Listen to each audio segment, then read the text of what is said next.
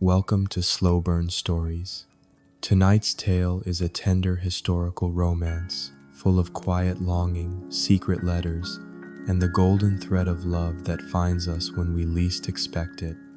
If you enjoy stories that unfold slowly and leave you with a warm heart, please consider liking this video, subscribing, and letting us know in the comments where you're listening from tonight.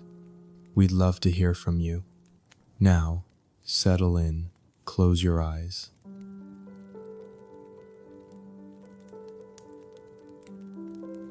You wake to the sound of birdsong and the soft creak of wood as the estate stirs to life. The first beams of sunlight slip through the tall mullioned windows, dappled gold falling across the floorboards of your room. It smells faintly of lavender and starch, and for a while, you lie still, your body not yet ready to greet the day. Somewhere in the distance, a bell rings to signal the start of morning tea service, and with it, the rustle of skirts and voices like wind through reeds. You rise slowly, your shift whispering against your skin as you reach for the basin. The water is cool, drawn hours earlier, and you press a damp cloth to your face, letting its freshness anchor you. Today is like any otherer it ought to be. Your duties are many, though simple in nature. Assist the lady with her toilette, arrange her hair, retrieve the day's correspondence, inventory the new bolts of lace, and ensure her gowns are properly pressed. A quiet life, and one of service. You are not unhappy, but you are not full.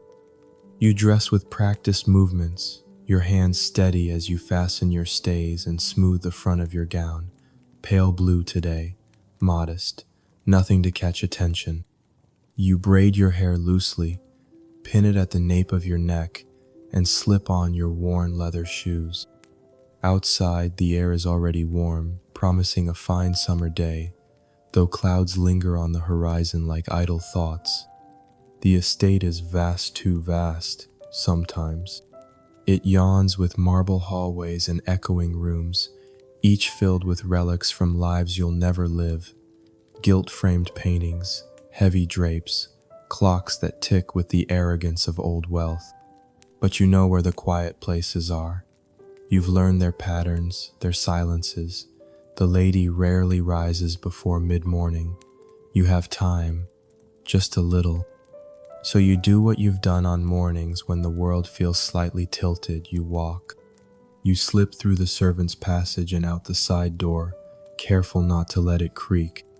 Your feet move without thought, carrying you down the gravel path that winds behind the estate, past the reflecting pond, past the dovecote, until the path gives way to earth and green. The rose garden greets you like a secret kept. Tucked behind a tall hedge wall, it is always warmer here, as if the sun loves it best. You step inside and the scent meets you instantly lush, heady, sweet, petals in every shade of blush and crimson, ivory and apricot, curved toward the sky like shy faces.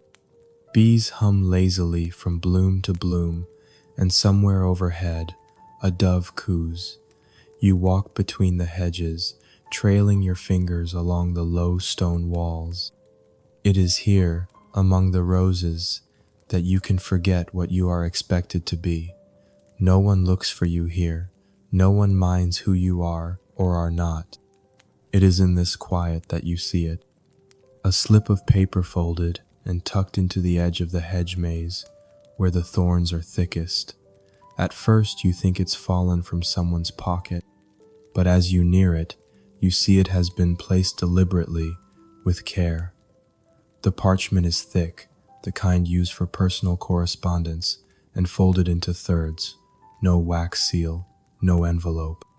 Your name is not written on the outside. Instead, in a tight and elegant hand, 3 words: to the one who listens.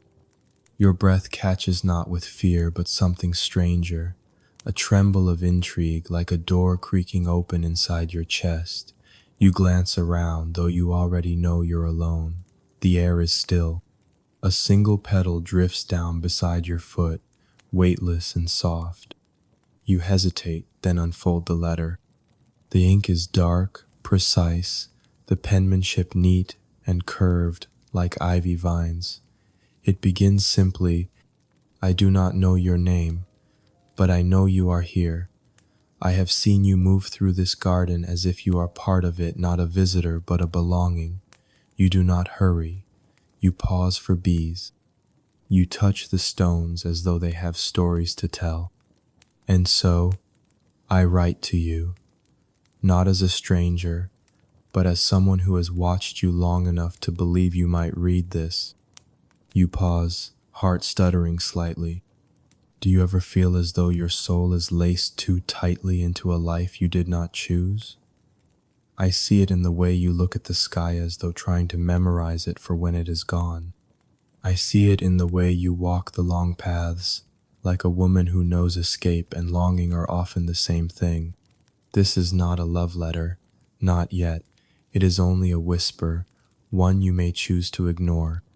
But if you read this, and if it finds a home in your thoughts, I will write again, and I will sign nothing at all. There is no signature, no flourish, only the soft curve of the last line trailing downward as if meant to vanish. You fold the letter slowly, fingers trembling just enough for you to notice. Something about the words sits too easily inside you, like they've lived there already. You glance back toward the path. Still no one. You slip the letter into your pocket. It should unsettle you, this anonymous message, but it doesn't. Instead, it leaves you warmer than the morning sun. Back inside, the house has begun to breathe with life. Footsteps echo down the stairs, the scent of fresh bread and polish filling the air. You return to your post, the letter folded deep inside your gown, close to your hip. The lady greets you with sleep-soft eyes, her hair tousled, her silk wrapper trailing as she moves to her dressing table. You help her bathe, comb out her curls, lace her corset. She talks of an upcoming ball, of a new pianist visiting from the capital. You nod at the right moments, arrange her necklaces, smooth her gloves, but you are not entirely there. Part of you still walks among the roses. Later, in the quiet of the laundry room, while the house dozes through the slow heat of the afternoon, you read the letter again. It hasn't changed, but you have. You try to imagine the hand that wrote it, the eyes that watched you without malice, without expectation, only interest, only noticing. And for the first time in a long while, you feel noticed. That night, as the estate settles into silence and the wind brushes against the shutters, you lie in your narrow bed, still clothed, the letter beneath your pillow. You turn on your side, facing the dark, and whisper nothing to no one. But your breath feels like an answer. Tomorrow you will return to the garden. And maybe, just maybe, there will be another letter. You return to the rose garden the next morning with your hands folded neatly in front of you, as if you're simply walking for air. The sun is slower today, hidden behind a veil of white sky, casting the garden in a soft light that makes everything appear as if seen through lace. You pause at the hedge maze entrance, your breath caught between hope and common sense. You tell yourself there will be no letter, that the first was a fluke, a passing fancy, and yet you check anyway. Your eyes trace the hedges, follow the seams where leaves meet branches, thorns curl around blossoms. You walk the path in careful, meandering lines, and just when your heart begins to fold in disappointment, you see it. A small cream-colored square, folded and tucked beneath the curve of a stone bench where moss has begun to creep along its legs. You don't rush, you let yourself approach it like one would a startled animal, as if moving too quickly might spook the magic from the air. You reach for it, and again no name, no seal, no instruction, just a letter. Your fingers are steadier this time. You came back, it begins. I thought perhaps you wouldn't. that you might dismiss me as indulgent or intrusive. But then I remembered the way you stopped beside the roses, how long you lingered, how still you became when the wind moved through the garden, as if you were listening to something other people never hear. So I wrote again, because perhaps it is not so strange after all to write into silence. Silence, after all, is not the absence of sound. It is a presence waiting to be filled. I wonder, what do you wish for when no one is watching? Not the wishes you've been taught to want, but the ones that come to you in the half-sleep between dreaming and waking, the ones you dare not speak aloud. Mine are small but sharp, a cup of tea that does not cool too fast, a conversation where no one looks through me, the warmth of a hand held without needing to explain why it's wanted. You don't know me, not yet, but I think you might. You read it 3 times before you fold it away. You don't smile, not fully, but something close pulls at the edge of your mouth. You stay in the garden longer than usual that morning, long enough for the sun to find its way past the clouds and the birds to quiet into sleep. When you finally return to the house, the halls are already bustling. You are later than you should be, but no one stops you, no one notices. The letter remains tucked against your side, warmed by your skin. That night you light a candle and write back. You don't know what to say at first. The paper in front of you feels like a wall until you pick up the pen. Then suddenly it feels like a doorway. To the one who wrote first, you begin. I don't know why I'm writing this, or if you'll find it, or if you meant me at all, but I think you did, because I do stop for bees. I do touch the stones. I do feel sometimes, always, that I am too tightly sewn into someone else's life. And yes, I came back, because something about your letter didn't feel like a letter. It felt like a mirror, and I haven't seen myself in one of those in a long time. You asked what I wish for. Mine are odd too. Silence that doesn't feel like punishment. A sky I don't have to share. The feeling of being read like a poem instead of a recipe. I don't know if this is proper. I don't know if this is wise. But I think I'll keep writing if you do. You don't sign it. You fold it carefully, smoothing the crease with the edge of your fingernail, and then you sleep with it beneath your pillow, your dreams softened by the steady hush of ink and parchment. The next morning, you search for a place to leave your letter. You cannot simply drop it in the same spot. That feels too obvious, too forward. Instead, you tuck it into the seam of the sundial near the eastern edge of the garden, where time passes slowly and only the curious wander. It feels right. It feels like a conversation. And you walk away without looking back. The days that follow pass in fragments. The lady receives callers. There is a fitting for a new gown. You iron linens until your arms ache, then polish the brass fixtures in the drawing room. Through it all, you think of the letter, of the hand that might find it, of whether Hef it is a Hehaz already read your words and smiled to himself in some hidden corner of the world. 3 mornings later, your answer arrives. This one is different, not placed delicately near the hedges, no. You find it tucked into the folds of your laundry, between a chemise and a handkerchief, hidden like contraband. You take it to the west corridor row of the old servant staircases rarely used and sit with your back against the wall to read. You wrote back, it begins. And your words were not cautious. They were not stiff. They unfolded like a garden gate creaking open, slow and curious. I read your letter 3 times before I realized I had stopped breathing. You sound like someone who belongs to herself, but has been told otherwise too many times. You sound like someone I've been looking for before I even knew what to call it. You chose the sundial. That made me laugh. Time, after all, is a strange thing. We keep it like a secret, but it keeps us instead. I won't tell you my name. Not yet. Not because I don't want to, but because I want to keep this unnameable thing between us a little longer. Sometimes, not knowing is what keeps the magic intact. Again, oh name, just words, just him. Who is he? Not one of the footmen. You would recognize the handwriting. Not one of the guests known stay so long, and few wander the gardens with such frequency. Someone from the village? Someone hiding in plain sight? You don't know, but you don't need to. Not yet. That evening, you pull out a corset that's been set aside for repair, an older one, rarely worn but still sturdy.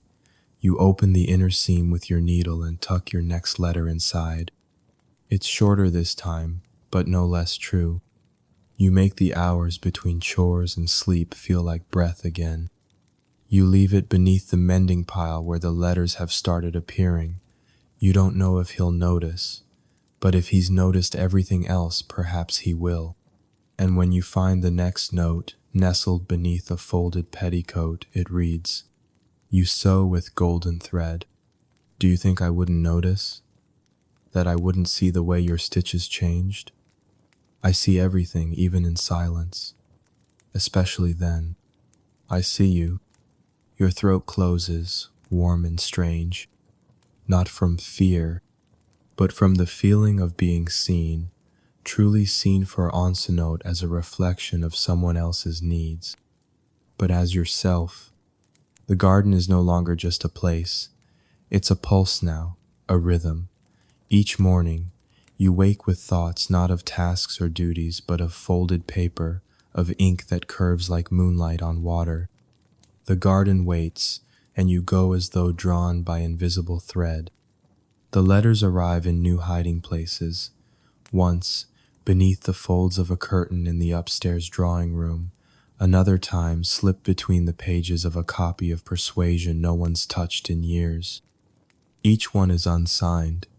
Each one is written in that same careful hand, steady and strange and utterly unhurried. You haven't written back in a few days, not from disinterest, but because words have begun to feel too small. You walk with your replies inside you now, like warmth held between palms. He writes anyway, as if in conversation with the silence. And now, the estate is preparing for something else entirely, a garden party. The lady, flushed with excitement, speaks of French pastries and musicians. She asks you to press her seafoam gown, the one with the delicate lace about the throat.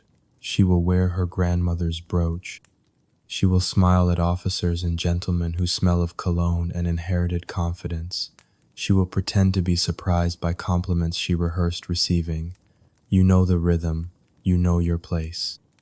But what the guests won't notice, what they cannot see, is that there's someone else here, someone who doesn't belong among silver trays and orchestrated laughter, someone who, perhaps like you, exists in the margins. The morning of the party is a slow hum of polish and steam, starch and ribbon. You help tie the lady stays tighter than usual at her request, not your insistence. You comb her hair into spirals that glisten like river stones and clip in a ribbon of pale gold. The estate fills with movement, laughter, and clusters, voices thick with wine and roses. The footmen carry platters. The musicians tune quietly beneath the veranda awning. You keep to the edges, as is expected, present but invisible. It is late afternoon when you steal away, not faringly down the hill to the small lake that curves like a silver coin behind the hedgerow. The guests are still laughing over trifles and strawberry tarts. No one notices your absence. The lake is still. It mirrors the pale sky, broken only by the occasional ripple of a breeze or the dipping of a dragonfly. You follow the worn footpath until you reach the bench near the water's edge, partially hidden beneath a willow's gentle curtain. And then you see him. Not a ghost, not a dream, a man, Standing near the edge of the water, hands in his coat pockets. He isn't in fine party attire, his coat is worn, his boots muddied. His hair is dark and too long to be fashionable, curling at his collar. He doesn't move when he hears your steps. He only turns his head slightly, enough to offer the simplest of acknowledgments. A nod, that's all. But it feels like someone opened a window inside your chest. Your heart beats too fast to be reasoned with. You say nothing, unsure whether to greet him or retreat. But before you decide, he walks away. No haste, no backward glance, just the slow, quiet steps of someone who has no need to hurry. You watch until he disappears behind a copse of trees, the hem of his coat brushing against the grass like a promise.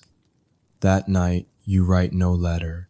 Instead, you lie awake with his image flickering through you, the worn coat, the calmness, the stillness that matched your own.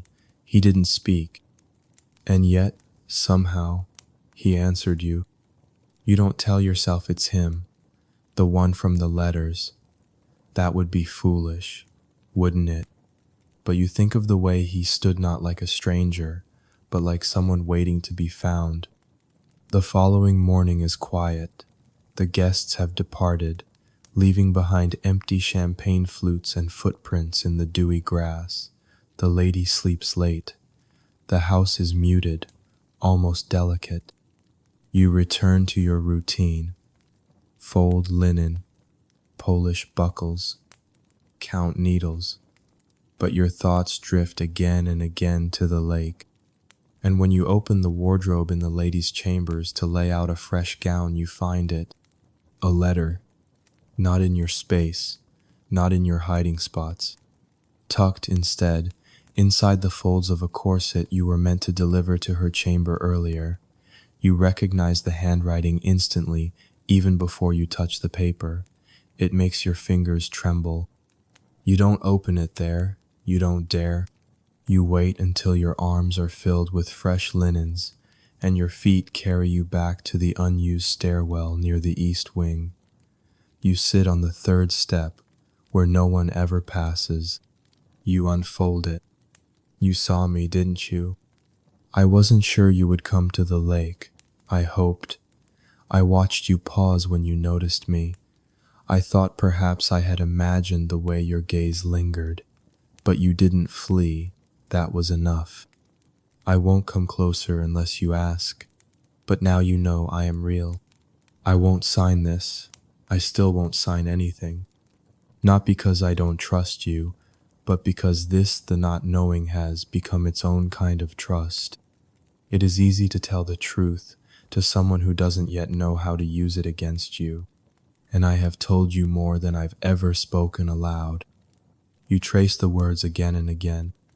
He had been watching the lake for you, waiting, and the letter tucked not in a book or garden, but inside a corset meant for someone else. It was a risk, an invitation, one he knew you would accept.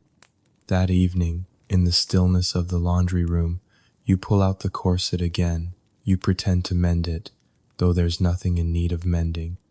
And slowly, with deliberate stitches, you sew a tiny slip of paper into the lining. You write only this: you may come closer, if you still wish to. You choose golden thread again, because he noticed last time. You want him to notice again. The golden thread gleams faintly in the seam, just enough to be noticed by someone who's looking for it. You smooth the corset gently before placing it in the pile to be returned upstairs, your fingers lingering over the place where your letter hides.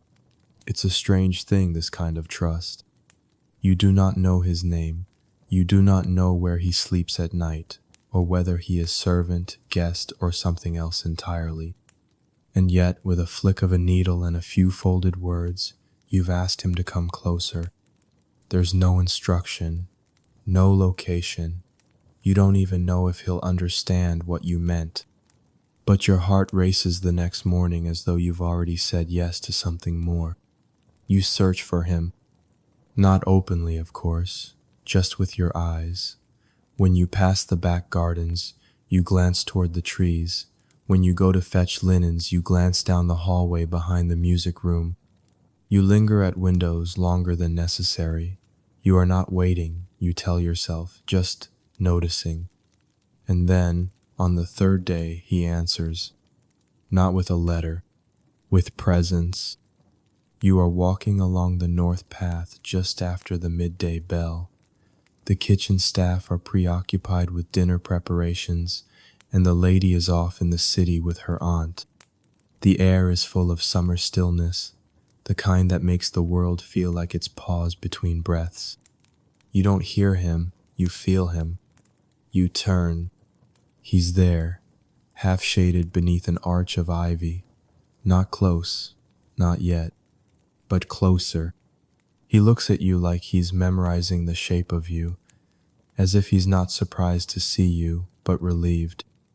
You want to speak, you do, but your voice feels caught in your throat, like it would break the moment. So instead you nod, the smallest gesture, the same one he once gave to you beside the lake. He walks toward you, slowly, one step, then another. He stops within arm's reach, not so close as to presume, not so far as to deny what's passing between you. When he speaks, his voice is softer than you expected. You use golden thread. You smile before you can stop yourself. It is a slow smile, unsure but real, and you read too carefully, you murmur. A pause, not awkward, just slow, like breath drawn deep before a plunge. You don't belong in there, he says, tipping his head slightly toward the house. I know, you reply, and that is enough truth for one day. You don't ask him his name. He doesn't offer it. Instead, you speak of the garden, of the way the roses lean toward morning light, of the kestrels that nest near the dovecote. He asks how many steps it is from the orchard to the cellar entrance. You ask how long it takes for paper to fade in sunlit places. He tells you he once slept in a stable because he missed the last carriage out of town. You tell him you sometimes pretend the ladies' gowns are yours, just for a moment, just when no one is looking. He doesn't laugh. He only nods, as though he understands what that means. When he leaves, he does not say goodbye, but he tucks something into your palm. You don't look at it until he's gone. A small scrap of paper, folded twice. Inside, written in that same curling hand, I don't know what this is becoming, but I am not afraid of it. The letters continue. Not every day, not even every other, but often enough that your heart has begun to change its rhythm in anticipation. He leaves one tucked beneath the ribbon of your apron, tied in a way that only you would notice. Another, inside the teacup no one ever uses, on the tray you polish every Tuesday. You write back in quiet places in the hem of a cleaning cloth, between pages of a discarded calendar, inside the toe of a boot you know he'll find. Your words become less guarded, less metaphor, more memory. You tell him about your brother who taught you to skip stones, about the way you used to dance alone in the linen room when no one was watching. You ask him where he learned to write with such patience. He doesn't answer directly, but in the next letter, he quotes the same poet you once whispered to yourself in the hallway just loud enough that you thought no one could hear. You begin to wonder, how long has he been seeing you? Not just noticing, seeing. You don't tell anyone. Of course you don't. But you start to make small mistakes. You forget the lavender sachet in the ladies' drawer. You deliver the wrong hair ribbon. You hum while sweeping. The head housemaid raises an eyebrow once, but says nothing. You pull yourself back into routine with sharpness and guilt, but still the thread remains inside you, pulled tight, lit with warmth. Then, one afternoon, the lady asks for the lavender corset, the one you tucked a note into 2 days ago. Your heart stops. You had meant it to go elsewhere. You had meant it to be found by him. You had left it near the window seat in the sewing room, where he said he sometimes waited out the rain. But somehow, it has returned to its place, and now it is being requested. You fetch it slowly, hands cold, mind racing. When you lay it on the dressing chair, the lady smiles at you. You've been quiet lately, she says, quieter than usual. You force a polite answer, something about the weather or the laundry backlog. She says nothing more, doesn't seem to notice anything strange, doesn't look at the corset with suspicion. But as you smooth the fabric, your fingers brush along the seam. The thread is no longer golden. It has been removed. Not hastily, not sloppily, but with care, as if someone knew exactly what to look for and how to leave no trace. That night, there's no letter, nor the next day, but on the third evening, as the sky turns bruised violet and the estate settles into its usual hush, you return to the linen closet to fetch a replacement sheet, and there it is, a square of parchment, folded and placed atop the pressed towels. You unfold it quickly, heart aching with hope. It was nearly discovered. I'm sorry. I moved it before it could reach her hands. I didn't know if you'd notice, or if you'd think I hadn't read it at all. But I did. Every word. I keep them all. And now I will be more careful. I would not risk you. You don't see him for days.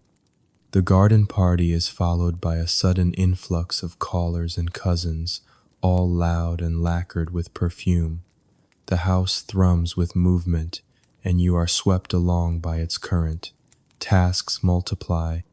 Someone has borrowed the good silver. Someone else has misplaced an ivory comb. The lady is determined to impress her visiting relatives, and, as such, her standards tighten. You move through corridors with your head down, your back straight, your mind elsewhere. Still, you search.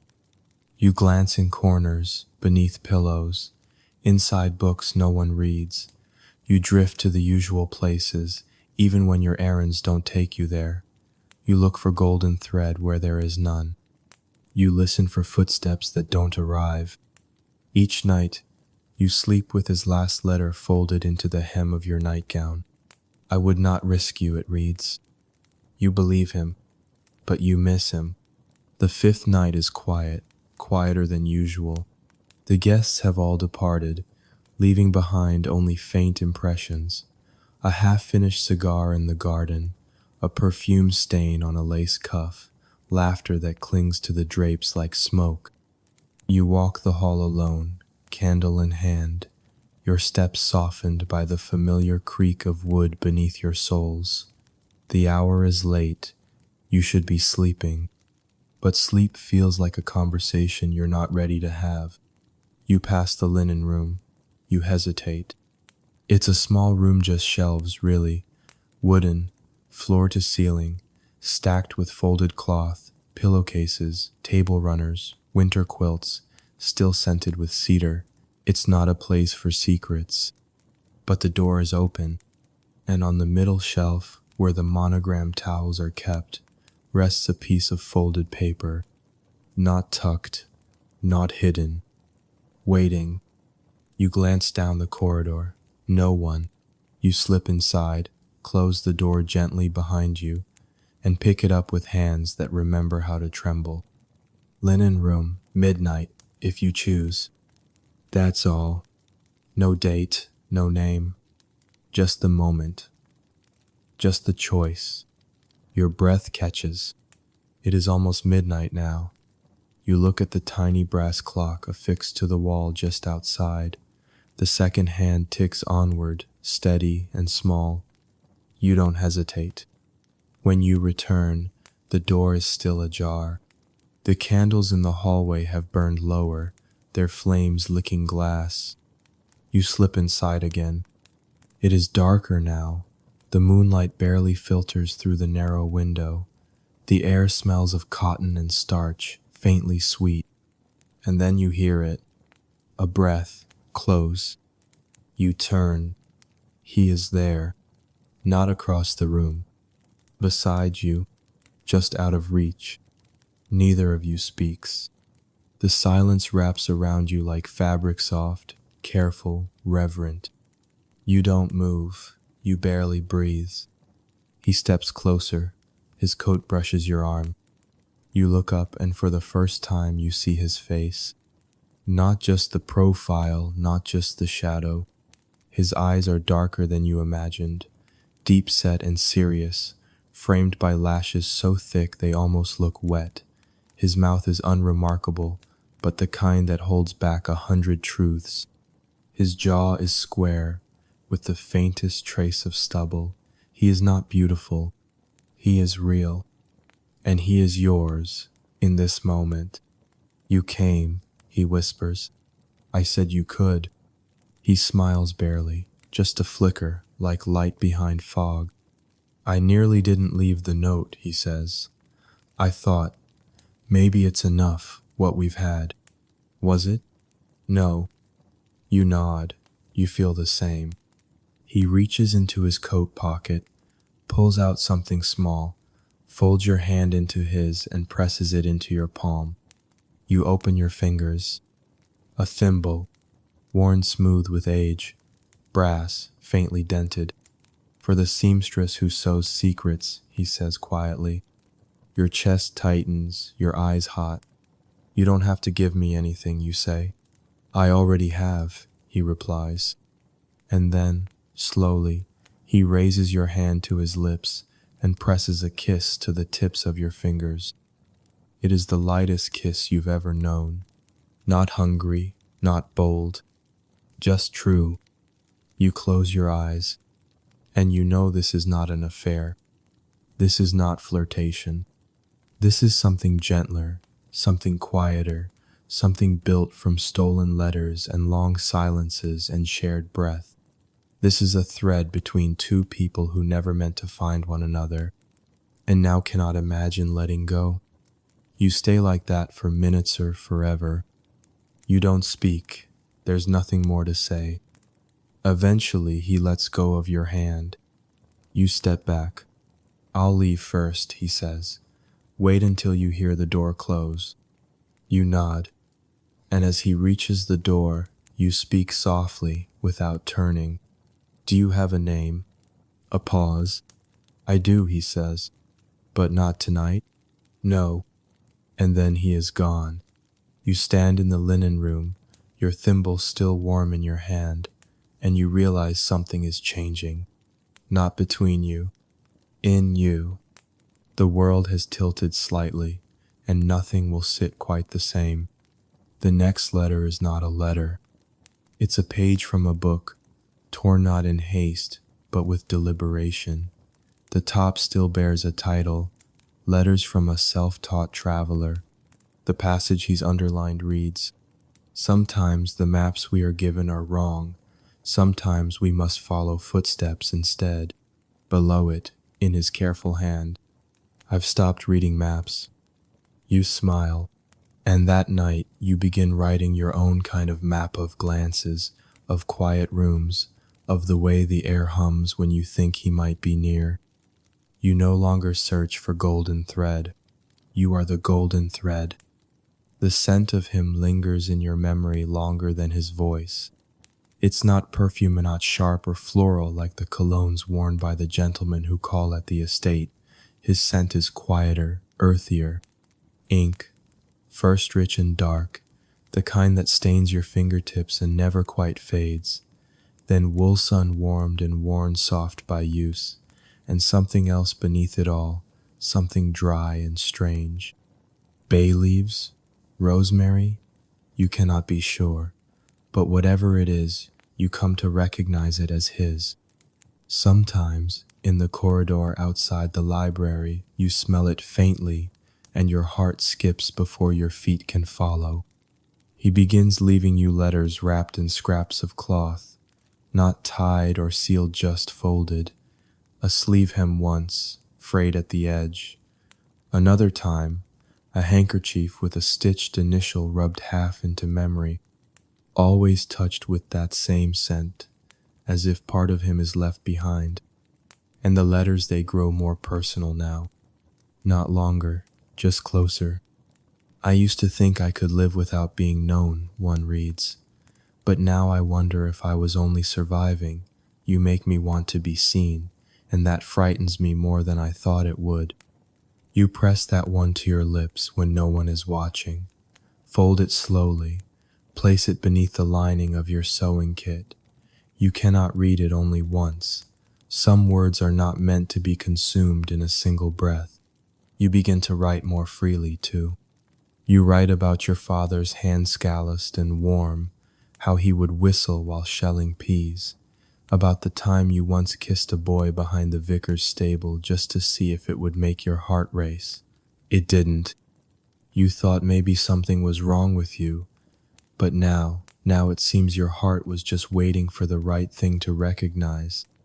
You don't ask him who he is, not directly, but you begin to draw the outline of his life, word by word, scent by scent, silence by silence. He has been poor once. You can tell by the way he describes warmth as if it is precious. He's been cold before. He knows hunger not just of the body but of the soul. He does not speak of family. He writes of travel, of cities where the sky is the color of old coins and the windows cry at night.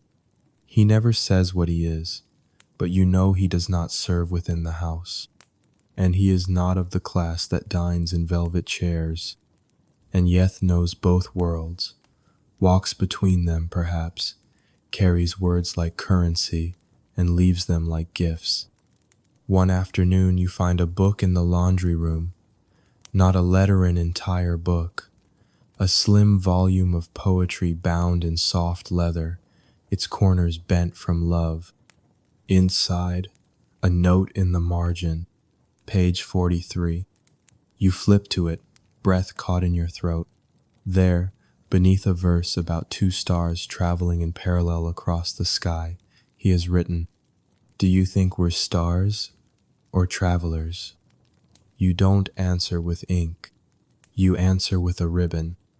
You thread a pale blue one soft as a sigh between pages 42 and 44, leaving the verse pressed between satin and silence.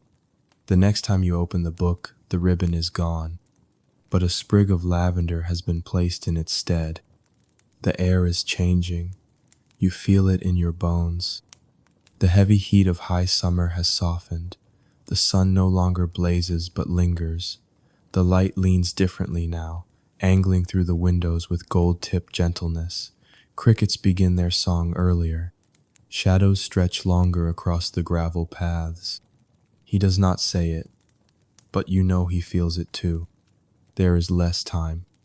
Not in a tragic sense, just the natural passing of things.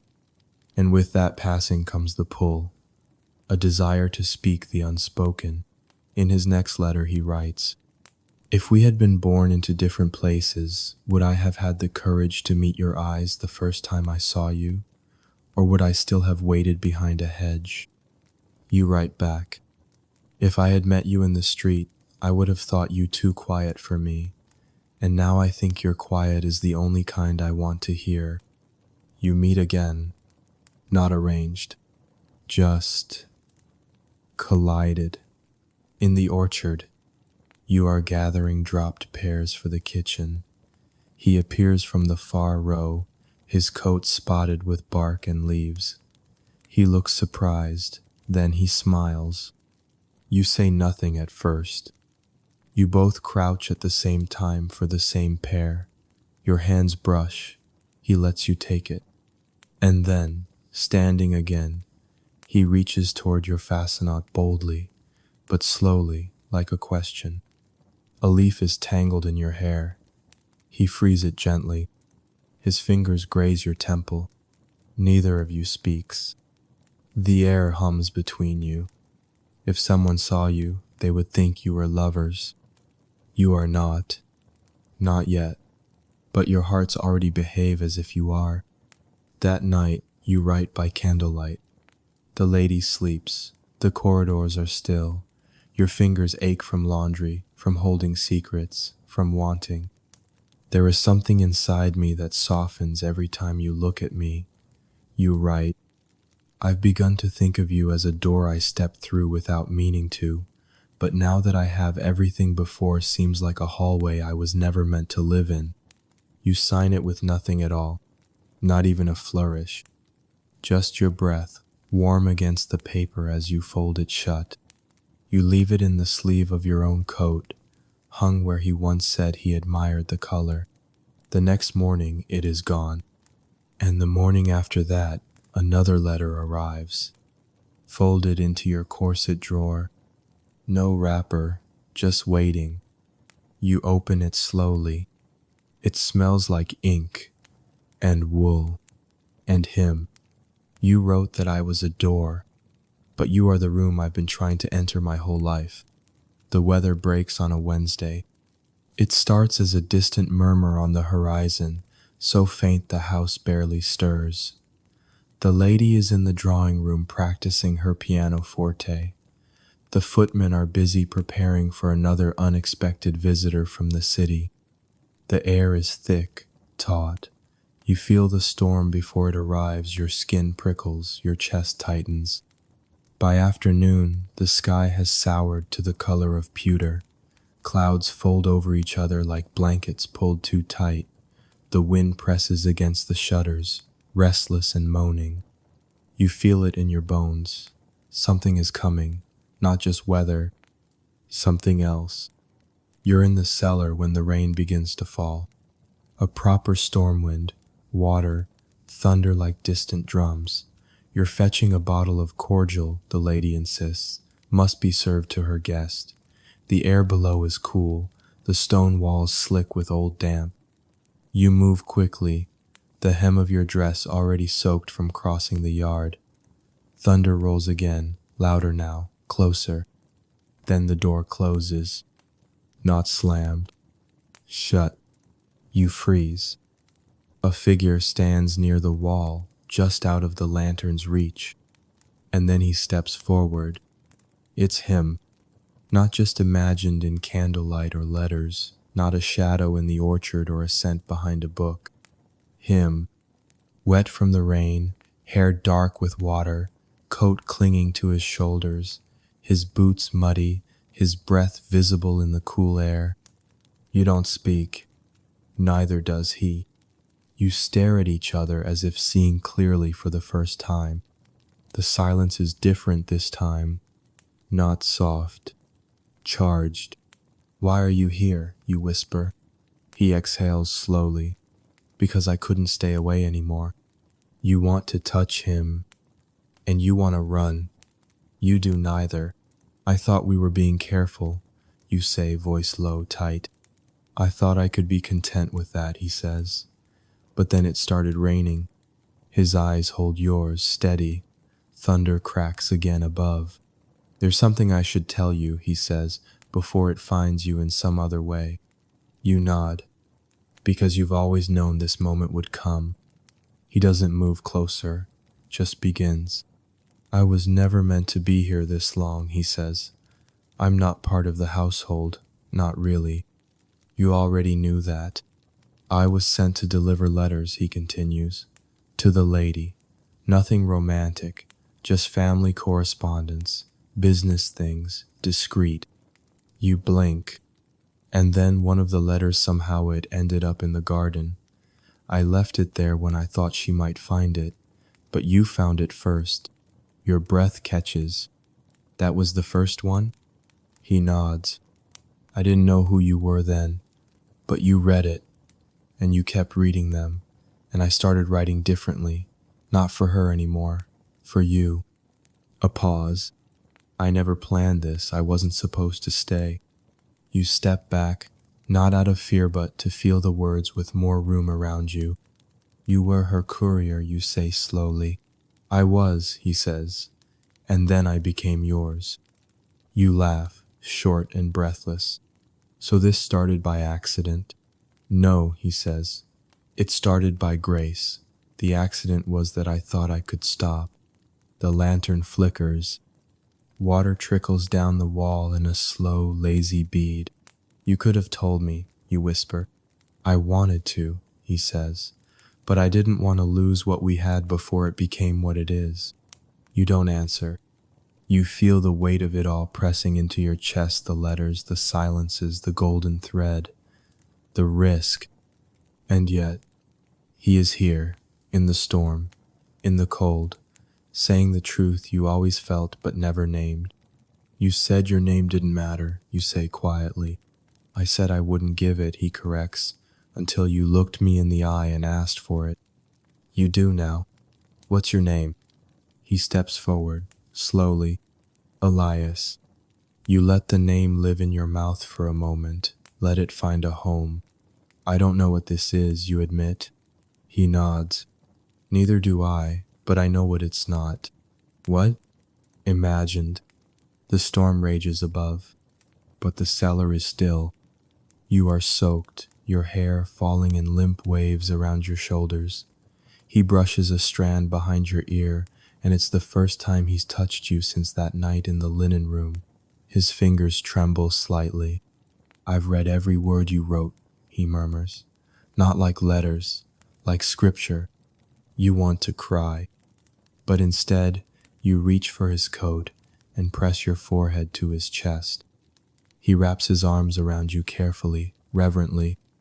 You stay like that, the storm all around. No kisses, just this, the quiet of two people who have finally stepped into the same story at the same time. When the rain softens, he pulls back. I have to leave soon, he says. The family I work for, they're moving on. So must I. You nod. I understand. But I'll leave one more letter, he says. One final letter. You meet his eyes. And what will it say? He smiles sod and certain. It will say where I'll be. You don't ask when. You don't ask how. You only say, I'll read it. He presses a kiss to your forehead. Then he's gone. The door creaks. You're alone. But you're not lonely. You stay a long time after he's gone. The lantern burns low. The cellar smells of old apples and damp wood, and the storm murmurs as it wanders off across the moor. You press your back against the wall and fold your hands in your lap, letting the silence hold you. His name echoes inside you, Elias. It sounds like a place you've been, like something gentle. You say it once aloud, just to hear it in your voice.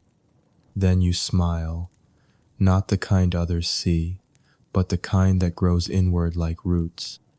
When you return upstairs, your shoes squelch faintly with each step. You're drenched, and you know you'll have to explain yourself. You prepare some excuse-filled cordial, a fall in the mud, but no one asks. The house is quiet. The lady is already asleep. The guest is still lingering by the fire with a glass of brandy and a book he won't remember by morning. You slip through the hallways like a shadow. You feel changed, not in a loud way, but in the way a page changes after something's been written on it, the same paper but never blank again. The next day, the sky is blue and washed clean. The garden paths are slick with last night's rain, and everything smells sharper. You spend the morning in a strange kind of stillness, pressing linens with too much focus, sweeping rooms already clean. The lady asks you twice if something's wrong. You tell her no. How can you explain it? That you are not unwell, only full. That your body now carries a new weight, not heavy, but meaningful. As if your skin remembers where he touched your hair, as if your ribs remember the shape of his arms. You glance toward the post boxes by the servant entrance. No new correspondence. Not yet. By late afternoon you find it, folded in half, no wrapping, no initials. Just waiting, neatly placed on the windowsill of the small stairwell that no one uses, as if the house itself conspired to deliver it only to you. You lift it with slow hands. Inside, his writing, always his writing. You told me once that you feel laced too tightly into someone else's life. I've never forgotten that. I wanted to untie it all for you. But I've come to understand that you don't need anyone to rescue you. You are not waiting in a tower. You are the tower. You are the lock and the key and the wind around the stone. Still, I would walk beside you, if you'd let me. I leave in 5 days. At dawn, I'll go on foot, alone. I will stop by the edge of the orchard, by the weathered gate with the broken hinge. I will wait there for 1 hour. If you are there, then we begin. If you are not, then I will carry you in my pocket, folded and quiet, for the rest of my life. You sit down right where you stand, letter trembling in your lap. Your first instinct is to cry, but you don't. Instead, you fold the letter carefully and tuck it into the bodice of your dress, close to your heart, where the beating is loudest. The next 4 days pass with impossible slowness. Every moment stretches, pulled taut by questions. Will you go? Can you? What would it mean? You rehearse the answer 1,000 times. Yes, no, maybe. You wake in the dark and count your heartbeats. You walk to the gate twice at sunset just to see it, just to imagine the shape of him waiting there, coat creased, expression quiet. The lady notices your distraction. She frowns at a misbuttoned cuff. You nod, apologize, mend, move on. You do not speak to anyone, not of him, not of then, not of what comes next, because you still don't know.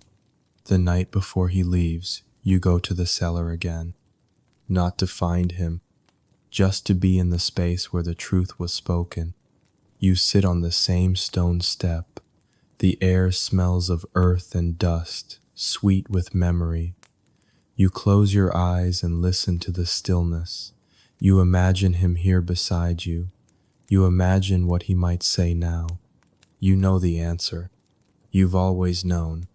That night, before you sleep, you prepare the corset you will wear. It's the plain one, the one with the faint stain of ink at the hip, the one he once touched with the ghost of a smile and said, "This one feels like you." You run golden thread along the inside seam, not to hide a letter, just to say, yes. Dawn is pale and breathless. The sky is a blend of pearl and ash, the birds still uncertain in their songs. You slip through the servants' corridor like mist, the house behind you still full of sleeping dreams and polished silver.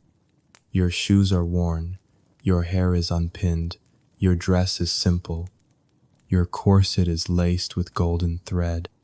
You walk through the orchard, the wet grass brushing your ankles, the branches above whispering promises you dare not speak. And then you see him. He's leaning against the gate, coat wrinkled, boots muddied, expression soft with something you've never been given without condition.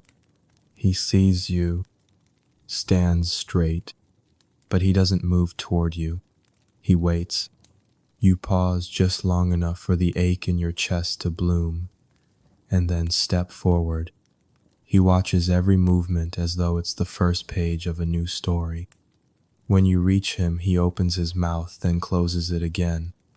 You place your hand on his chest, over his heart, and you whisper, "I read every word." His hands move to your waist, tentative and trembling, and you whisper, "And I brought one with me." He looks down, fingers brushing the golden thread at your side. Then he smiles, and it's not a smile of victory or even relief. It's the kind of smile someone makes when they find home. You do not run away with him, not yet. You meet at the gate, you hold each other, you speak few words, and then you part, because you are not foolish, and this is not a story written in haste, because there is still the matter of the lady, of your duties, of your carefully measured life. And so, you return to the house. But everything feels different now. The corridors echo softer. The windows seem clearer. You move through the spaces as if your body has already stepped outside them, and only the shape of you remains. You tell yourself you need time. A few days more. You'll find the right moment. You'll make your decision with clarity. But clarity, like freedom, is a thing people will always try to take from you. It begins with a question. You've been leaving your duties undone, the lady says. It's late afternoon. You're in her chambers, fastening the last pearl button on the back of her walking gown. She stands tall before the mirror, fussing with her curls. You still, just for a moment. I haven't, you say. She tilts her head. You forgot the lavender sachets 2 days in a row, and yesterday I found a loose thread in my green corset, the one you always mend with such care. You murmur an apology. You say you've been tired, the summer heat, too much laundry. She doesn't speak, but her reflection watches you in the mirror, and her eyes are different now. Not angry, curious, too curious. That night, you sleep poorly. You wake from shallow dreams, your sheets twisted, your breath thin. You imagine her going through your drawers. You imagine her lifting the lining of your sewing kit. You imagine her fingers brushing a folded corner of a letter. You know the consequences if she finds even one. Not anger, not reprimand, just removal. You would be gone before breakfast. No chance to say goodbye. No chance to explain. No chance to meet Elias at the orchard gate again. You rise before the sun. You begin to collect the letters. You start in the laundry. The hem of the pillowcase, the false seam in your apron, the hollow space behind the loose board in the closet, all the places you've hidden his words, each one reclaimed, folded gently, pressed flat. You are careful, you are swift. You move like someone carrying treasure across enemy lines. At last you gather them all, every word, every whisper. You tie them together with a bit of ribbon from a discarded sash, and you light a fire, not in malice, not in grief, but in protection. The letters curl in the grate, ink turning to smoke, paper shrinking inward. You watch them vanish one by one, not weeping, not trembling, only grateful. Grateful that they were ever written, grateful that you read them, grateful that some love leaves ashes instead of scars. You tell Elias nothing, not yet. You return to your tasks, polite, obedient. You fetch the silver polish and the sewing scissors and the lavender. You wait for the storm to pass. But something has shifted in the lady. She watches you now. Not obviously, not cruelly, just precisely. She asks how long you've worked here, whether you've ever been to the city, whether you've ever had your portrait done, even in charcoal. These are not her usual questions. These are questions with sharp edges. Then 3 days later it happens. She finds one. You'd missed it. Tucked in the lining of a corset she rarely wears. One you'd forgotten, one you hadn't yet reclaimed. You don't see her find it. You only know when she sends for you. She stands in her dressing room, the corset in her hand, the letter unfolded on the vanity. She doesn't speak at first. You stand in the doorway, frozen. She doesn't wave the letter like a flag. She doesn't shout. She simply asks, "Who is he?" And you know then, it's over, or something is over. You try to answer without lying, but without giving him away. He's someone who saw me, you say. Her expression doesn't change. She holds the letter in 2 fingers, like lace, like it might dissolve. You were supposed to be invisible, she says quietly. That's what made you perfect. You say nothing, because what else is there to say? She does not dismiss you that night. She does not dismiss you the next. But something changes. Your duties shrink. You're no longer asked to lace her corsets, to brush her hair. You are given laundry and nothing else. Your name is spoken less.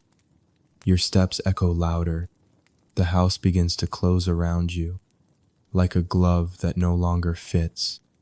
You consider writing him, just once, to explain, to warn, to say that things are unraveling, but you don't. Not because you don't trust him, but because you do. You trust that he will wait, that he knows what your silence means. The night before his departure arrives, you lie awake. The lady will likely release you soon, not loudly, not cruelly, just quietly, just a closed door, a new name at your station, a final errand. And so you make your choice, not because you are reckless, not because you are running away, but because you are walking toward. The sky is dark when you rise, not with storm but with hush, a deep velvet blue that hangs low over the orchard, the kind of sky that keeps secrets, that softens even the loudest thoughts. You dress slowly, no corset today, just a simple bodice and the wool skirt you wear for market errands. A shawl pinned around your shoulders, its edge frayed where your fingers always find it. You leave your hair down. It doesn't matter now how anyone sees you, only that he does. You pack nothing, not a bag, not a note. What you carry cannot be folded. You move through the house like breath. The corridor outside your room is dim, the sconces barely flickering. You step lightly past the servant's staircase, past the parlor where the lady sometimes reads when she cannot sleep. No one stirs. At the base of the stairs, you pause just once. You look over your shoulder. The house is quiet still, holding its breath as though it senses the shape of your leaving. You don't say goodbye, not aloud, but you feel it low in your chest, a parting, a thank you, a letting go, and then you step outside. The orchard is damp from last night's dew. Leaves glisten in the early light. A robin sings somewhere in the hedgerow, high and clear. You follow the path you know too well now, past the low stone wall, past the rowan tree that always bends in wind, toward the broken hinged gate. And he is there, just as he said he would be, leaning against the fence post, hands in his coat pockets, watching the horizon like it might whisper your name. When he sees you, he doesn't smile right away.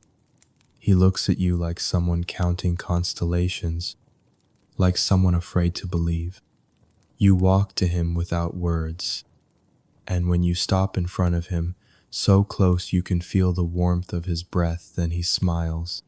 That quiet, gentle curve of a mouth that has always meant home. I wasn't sure, he says. I was, you answer. And that's the only goodbye you need for the world behind you. You walk together through the gate. No carriage waits, no cloak or coin purse, just two pairs of footsteps, side by side, moving through morning mist. He tells you he has a place to go, a friend who owes him a kindness, a cousin with a room, a letter of recommendation folded in his pocket, unsigned but real. I don't need much, he says. I don't either, you reply. But what you both want, you carry that in full. You stop for rest in a copse of trees past the next hill, far from the manor's view. He pulls a blanket from his satchel, threadbare and woolen. You sit beneath it, your knees nearly touching. You say little. The silence is fuller than language. After a while, he reaches into his coat. I brought something, he says. He unwraps it carefully. A small bundle bound in twine and cloth. Inside, a handful of your letters. Not all, just the ones he couldn't bear to leave behind. You recognize your own word creases worn soft from reading. He looks at you. Would you be angry, he says, if I told you I read them last night one more time? You shake your head. They were meant to be read. He folds them again, sets them in the center of the blanket. Then gently he strikes a match. The paper curls at once, edges blackening. You do not stop him. You both watch the flames lick your handwriting into smoke. One page, then another, not as erasure, but as release, like love distilled to heat, like memory turned into warmth. When it's done, he stirs the ashes with a stick, quiet and careful. Neither of you speaks. There is no need. Some things do not belong in drawers or pockets. Some things are meant to be carried only in the chest. Later, as you walk again, he tells you a story, not about where he's been, but about where he's going. There's a coastal town 2 days' walk from here, not large, not bustling, just a place with salt in the air and a library no one uses except in winter. He's been offered work there, sorting books, carrying crates, sometimes copying old ledgers for men who can't see well enough anymore to do it themselves. They pay in bread and patience, he says, and there's a spare room above the bakery. You smile. Do you like to see? I've never seen it, he admits, but I'd like to hear it. You nod. And then let's go listen. That night, you sleep in a hayloft. The air smells of clover and dusk. He lies on one side, you lie on the other. Your hands find each other in the straw. You fall asleep without fear, without secrets, without paper between you. In the morning, you wake to birdsong and the scent of rising bread from the village nearby. He opens one eye, smiles, stretches. Do you think, he says, that one day we'll tell someone this story? You think about that, about corsets and ink, about thread and thunder, about the way love can bloom in silence and be carried in breath. Maybe, you say, but not yet. And with that, you rise and walk forward, together. The town is smaller than you imagined. It spills down a slope toward the sea, its rooftops red and slanted, its chimneys leaning like old men dozing in the sun. The streets smell of salt and bread and peat smoke. Everything feels warm in its wornness. You arrive hand in hand, not making a show of it, but not hiding either. You pass the greengrocer's stand, the sleepy watchmaker's window, a tabby cat curled in a doorway as if waiting for you. Elias points to a weathered sign above a shop with flaking paint. G. Lefebvre, books, binds. Not the library, he says, but I like it more. Inside, the air is thick with dust and possibility. Stacks of books lean against each other like confidants. A thin man with spectacles looks up, nods once, and returns to stamping titles into a ledger. You explore the shelves quietly while Elias speaks with him. You run your fingers along the spines of novels whose authors you've never read, whose pages are speckled with foxing and ribbon marked, as though someone else long ago had waited here for love, too. When Elias joins you again, his expression is light, lighter than it's ever been. I begin tomorrow, he says. Sorting the back room. He said I could borrow anything I like. You smile. I already know what I'd borrow. The room above the bakery is small and sloped, its ceiling low, its window facing the sea. You press your face to the glass and breathe in the mist. Gulls arc in lazy circles over the docks. Someone is mending a net in the alley below, singing softly in a language you don't know but understand anyway. Elias unpacks 2 shirts and a folded wool blanket, a notebook, a pencil stub, and a corset. Not one of the ladies, not one from your duties. Yours. the simple one with the golden thread. He doesn't say anything when he lays it on the chair beside the bed, just touches the seam with the pad of his thumb, like someone rereading a favorite line. "Do you ever miss the letters?" you ask that night, lying beside him beneath the wool blanket. He shakes his head against the pillow. "I don't need paper anymore," he says. "Not when I can write to you like this." And he presses a kiss to your shoulder, then your temple, then your palm. His lips are slow, reverent, like punctuation, gentle, sure, and perfectly placed. In the weeks that follow, you build a rhythm. Mornings begin with bread and jam and the rustling of paper in the bookshop below. Elias returns home with ink on his sleeves and words on his tongue. You sew when you can. You take in small mending work, hems and buttons, cuffs and lace. You let the sea air into the room and pin wet clothes to the line. You begin writing again, not to him, but to yourself. Thoughts folded into the margins of books you borrow, into patterns you sketch on scraps of muslin. Not stories, just fragments, pieces of how the world feels now that you are free to belong to it. One day, Elias hands you a folded page, crisp and freshly torn. Not a love letter, a map, drawn by his hand, of the orchard, the cellar, the hedge maze, the lake, the linen room, the broken hinged gate. You trace each line with your finger. You remembered all of it, you whisper. "I lived it," he says. "And the orchard gate?" He smiles. "Turn it over." You do. On the back he's written, "I loved you then." One morning, weeks later, a real letter arrives. Sealed, addressed. Not from the lady, not from anyone you know. It's from another young woman, someone new in the household, a seamstress's daughter, hired to replace you. She's heard stories, found a scrap of cloth, read a name in the pantry wall, scratched faint in golden thread.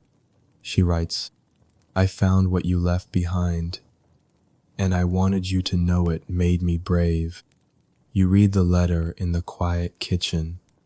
You press it flat with your hand, and you do not burn it. Not this one. This one you tuck into the lining of your own bodice, just above your heart. Later that night, Elias takes your hand and says, "Would you ever go back?" You shake your head. "Not even for a visit?" You smile. "No." And he understands. You have not fled. You have arrived. It is late summer again. The sea hums outside the window in a low, steady rhythm, like a lullaby for grown hearts. The light in the sky has softened at the edges, golden and bruised with the faintest whisper of autumn. The gulls no longer cry as often. The air smells of salt, bread, and drying lavender. And in the corner of your room, the corset waits. It hangs on the wooden peg by the window, its golden threaded seam catching the afternoon light like the flicker of something half remembered. You haven't worn it since that morning at the orchard gate, not because it no longer fits, but because it no longer needs to speak for you. But today you reach for it, not as a symbol, not as a message, just because you want to feel what it's like again to be laced, gently, by the hands of someone who reads your silences. Elias stands behind you. His hands are steady. He begins at the bottom, threading slowly, carefully, like someone writing without ink. You watch him in the mirror. His brow is furrowed, focused, but his touch is soft, reverent. "Not too tight," you murmur. "Never," he answers. You smile. You feel the pull of the laces as they come together, not constricting but shaping, holding you, not because you are fragile but because you are treasured. You feel how the corset fits now, not like a uniform or a cage or a borrowed identity, but like something that was always yours. like a story retold in your own handwriting. When he ties the final knot, he rests his hands on your shoulders, and you lean back into him. His chin finds your shoulder. His voice is quiet, low in your ear. "Tell me something you've never told anyone," he says. You think for a long moment. Then you say, "I used to dream someone would write me letters. Not for my beauty, not because I was useful, just because I was listening." He doesn't respond, but you feel him smile, and that's enough. You leave the house together just after tea, walking slowly down the path toward the bookshop. He carries a cloth-wrapped parcel new pages for the ledger, a volume of borrowed poetry, a spool of ribbon he thought you'd like. You carry nothing but time. The townspeople greet you now. They nod, they smile, a child waves. No one asks what you were before this.